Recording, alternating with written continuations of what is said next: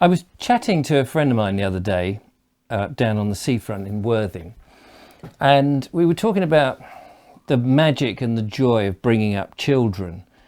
And I thought, actually, that's such an interesting and comprehensive subject. He's thinking of doing a YouTube channel just all about that. And I thought, that's a brilliant idea. He should do it. He really should do it. And then I started to think, I just was collecting my thoughts, I suppose, about bringing up kids myself. And I made a list of 10 suggestions. I've got 3 kids. My kids are fantastic, of course, and I love them to bits.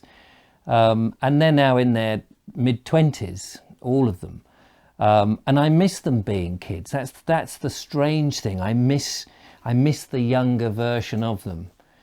But I'm very proud, actually, how I and my ex-partner, my wife, well, she's not my wife now, we're divorced, but how we brought them up. It was a special time, and I look back very, very fondly on that time. And I thought I would share my ideas and my thoughts and my suggestions, really, about bringing up kids. Now, it's not for me to tell anybody else how to bring up their children, and don't think that's what I'm doing at all in this video. I'm just putting forward, if someone was watching this and said to me, hey, Richard, you know, what would be your advice? What would be your suggestions? This is it. These are my suggestions. And there's many more of them. These are just 10 that seem to be the first 10, and they're in no specific order whatsoever, okay? And I'd be interested, actually, if you've got some suggestions, and you stick them in the comments. That would be interesting. I'd be fascinated to hear yours. And I dare say the minute I stop recording, of course, I'm going to get a whole load more ideas. So let's start, first of all. So my first one is, where possible, and I know it's not always easy, is don't slap them, don't hit them. You know, little kids, they're naughty. They're not really naughty. They're excited. They get excited. They do things. They annoy us sometimes. They're endearing. They're lovely. They're wonderful. But sometimes they do things, and either you get a bit cross with them, or it's, they're going to touch something hot, for example. And the tendency is to give them a little slap, isn't it? Well, yes, when my kids were very young and you don't know what to do, yeah, we did sort of tap them. But I don't think that's particularly a good way of bringing up kids, and you may disagree. I think there are other ways to do it, but slapping, you see, kids, they don't always understand why you've done things.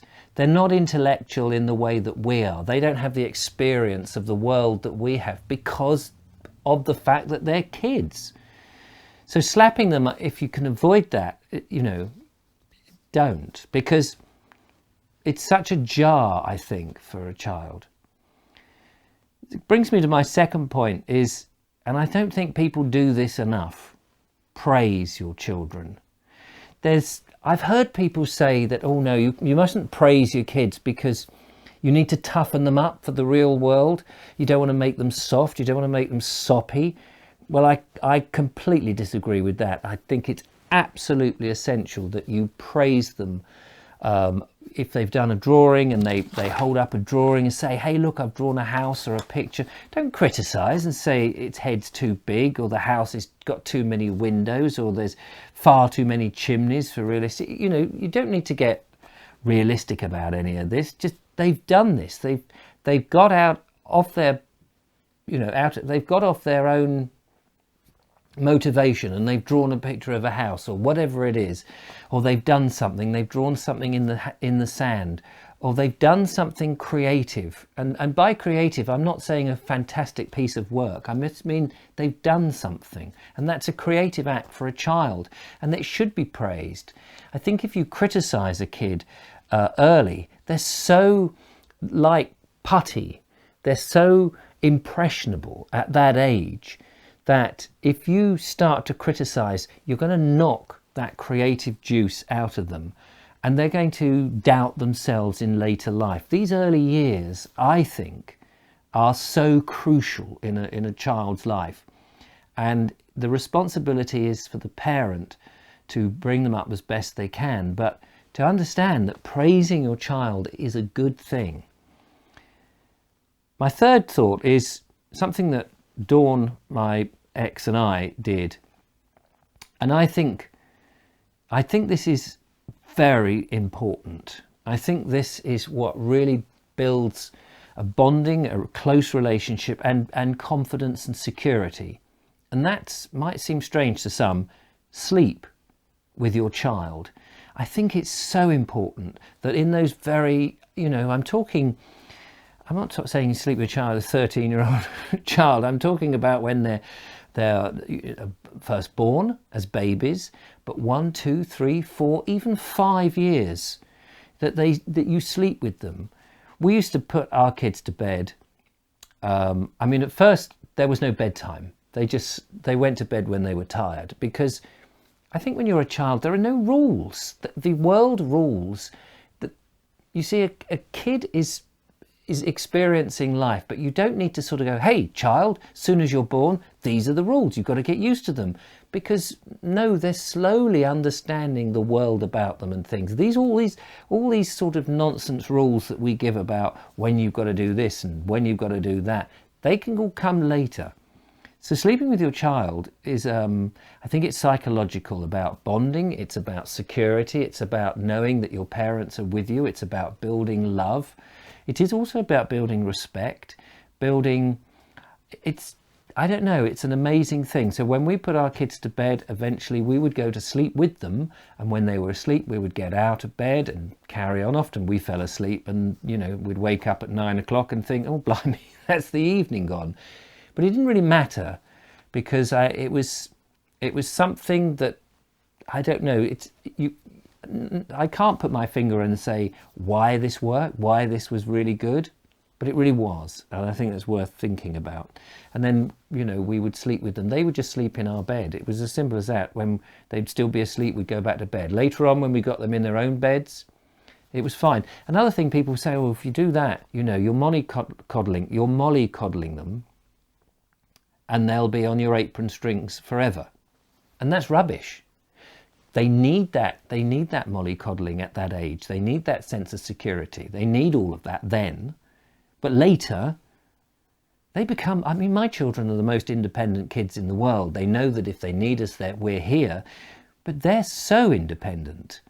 And they are full of so much self-confidence. It's unreal. And I really think it came particularly in the first 5 to 10 years. It's absolutely essential.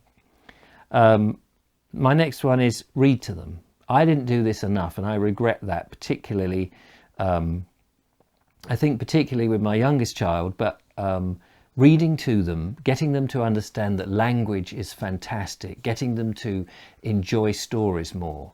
I didn't do enough of that, and I feel terribly guilty about it, because books, getting them to understand that books are where wisdom is. Yes, the internet is full of stuff, but books is where the whole world is, inside books. Being able to relax and read and take yourself off in reading, I think is a magic gift that cannot be overestimated. Giving your child that ability and that enthusiasm and that desire to read and understand other people's lives through narration, through story, I think is absolutely essential. And I wish I'd read more. Read to your children. That's, I think, is so good. As I say, these are in no specific order. Kids go to school, don't they? And we measure kids all the time by grades. We want to make sure that they're at a certain point at a certain time. And I think that's rubbish. I think my advice to somebody with children at school and they're struggling is, don't worry about grades. Grades don't matter. This is some sort of artificial means of testing the children that we don't need. Everybody's unique. Everybody's going to grow at a different pace. And grades, nobody can be all fitted into the same box. And they're not products going onto a supermarket shelf where they've all got to be the same shape and the same size and the same colour and the same thickness and the same intelligence and the same this and the same that. No. Grade, kids' abilities develop at different ages, and that's what makes kids kids. So if they're struggling a bit, don't pester them. Don't add extra stress to their lives. Growing up is stressful enough, particularly in this day and age. So I would just say, I mean, obviously if they're going incredibly bad and there's something wrong medically and all of that, that's a different thing. But don't stress over it, and don't let the kids feel that you're stressed over it. I wasn't a very clever child, and it's only in later life that I've started to sort of really learn stuff. You don't learn anything very useful at school anyway. Schools don't teach the right things, I don't think, anymore. They're teaching, we're training kids to work in a work environment, and we're training them to obey and do good things for a boss. We're not really training them to have inquiring minds, to explore. We're knocking out creativity in a lot of kids, and I don't think that's good. At the same time, I've talked about sleeping with them and, mollycoddling a child. At the same time, when it comes to money, don't lavish them with gifts. Don't give them too much money. If you haven't got a lot of money, we didn't have a lot of money, you can't. But what you can give, much better than money, much better than anything else, is your time. Spending time with your children is the best gift you can give. Split up parents often try to outdo each other on gifts. Oh, I've given him this at Christmas, well, I'm going to give him that. That's even better. But I think that's stupid. The thing that your kid wants is you. The thing that the child wants is your time, not expensive gifts. I mean, we know that kids will open things and play with the box rather than the toy. They don't need things. It's a shame. What really upsets me now is that gone is the time when a parent could make something homemade and give it to the child, and the child would love it, because the child wants things that are shop made, manufactured, made in China, this, that and the other. The media has told us this. Advertising has told us what we want. And that thing that had a lot of meaningfulness in it, that the thing that was slowly made by the parent, that was full of love and time and craftsmanship has gone into it, that may have been carved out of a piece of wood or may have been a bit of a tapestry or something. Unfortunately, it seems a parent can't do that anymore, and that is a shame. So give time, not money. Let them get bored. Kids these days, it seems they're not allowed to get bored. Oh, are you bored? I'll give you something to do. I'll get you to wash up or do this or do that. No, let kids be bored. You see, from boredom comes the seed of creation. When you're bored, nobody wants to be bored for very long. So you kick about and you loll around, and eventually what happens is you do something. You start to use your imagination and your creativity. You start to achieve something. And it's because you've done it as a child. It's important. Out of boredom comes creativity. So let kids be bored, because they start then to use their imagination. I firmly believe it. This one, I think, again, is very important. We all get cross. We all tell our kids off. We all shout at them from time to time. We lose our temper. Go to your room. Go to the naughty step. Do this, do that. I'm not having it. You're a naughty child, whatever. We used to lose our temper, Dawn and I, and we'd tell the kids off. And then I would feel guilty for that because I didn't want to lose it. I didn't want to lose my temper. It wasn't my child's fault that I lost my temper. It was my fault I lost my temper, and I felt guilty for it. The child is not a naughty beast. They may be mischievous. They may do cheeky things. Sometimes they are deliberately poking. That's fine. And we get cross and we tell them off and we send them away. But give it 20 minutes, half an hour, and go to them and go back to them and sit down quietly. I remember many times I would go up to their room with them, sit down, and then I would apologise. I would apologise. I would say, I'm sorry I got cross. I'm sorry I shouted. I'm sorry. And then I would explain why my temper was lost, why what they did had annoyed me. I would slowly, by conversation, by talking, explain the rules of the world, the rules of engagement. Slowly, I wouldn't be blaming them and just saying, look, when you do this, it makes me feel like this. And then sometimes, if I've had a stressful day or this goes on, I blow a fuse. I'm not a perfect person. That way, I think, children learn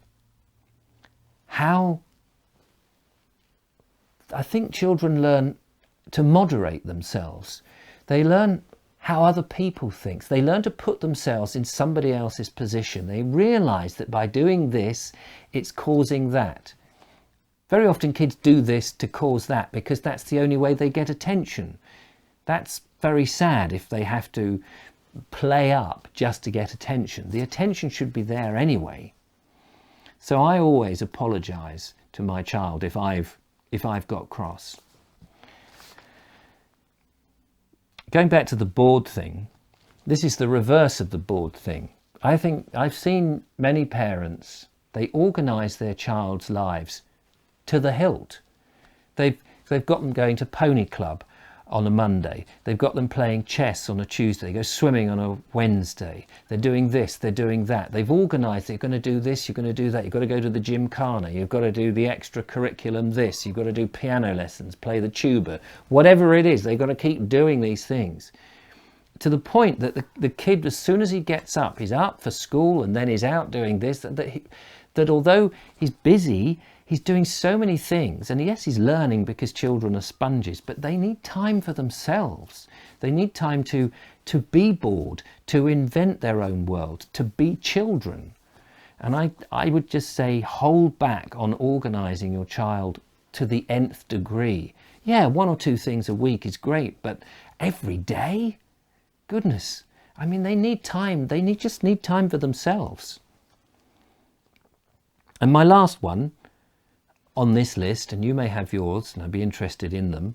My last one is simply this: cook proper food. Don't give junk food, hamburgers and pizzas and chips and whatever. None of this packaged rubbish. Kids' nutrition is again incredibly important. Cook. I know it's not easy. I know we're all got busy lives. We're in a world that is forcing everybody to work so much harder, because mostly I think because we're all greedy. We all want the latest thing. We all seem to be driven to have this, that and the other, keeping up with the Joneses, being sold a lifestyle that we believe we really need, and we don't, you know. When you've got children, you've got responsibilities. And one of those responsibilities, I firmly believe, is not just cooking whatever is quick and easy and convenient. It's about feeding them proper food. It's so easy to cook proper food. People think it's very difficult. They think it's expensive. It isn't. It isn't at all. It's just a myth that we're being told. We're being sold. It's not hard to cook some spaghetti and a bit of pesto sauce and or some tuna and some pasta and a tomato, and you know, there may be simple foods. A salad doesn't take much to put together, and all this food the leftovers can be reused and repackaged into something else. But processed foods, fizzy drinks, fatty, nasty, shop-produced TV dinners is not good. It's not good for their health. It's not good for their body weight, and it's certainly not good for their brain. So cook real food for your kid. Absolutely, absolutely essential.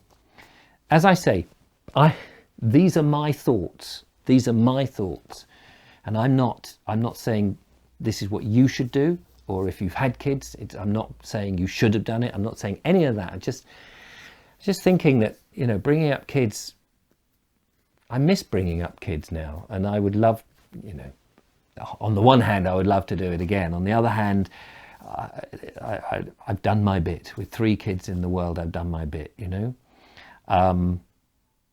So I would be interested in your thoughts, though. I would be interested. And if you don't like mine, if you think they're wrong, if you would like to criticize them or challenge them, then I'm up for that too. I mean, you know, it's a free world. This is free speech. There are kids. There's no right and there's no wrong way, but maybe there's a consensus somewhere in the middle. Who knows? Anyway, that's my thought for the day, and I'll see you next time.